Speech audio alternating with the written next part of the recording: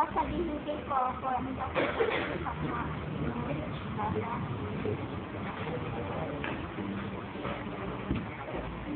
Dito na po ako.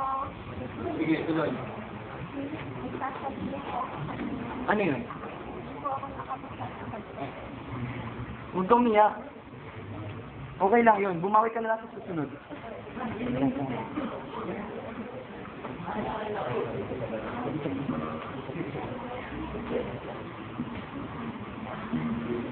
Bakit naman ako magagalit?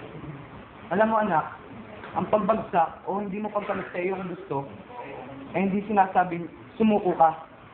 Ito ay nagpapahiwatig na ibigay mo lahat ng makakaya mo at huwag na susuko hanggang makamit mo ang minimit mong pangarap. Hindi. Basta lagi mong tatandaan yan.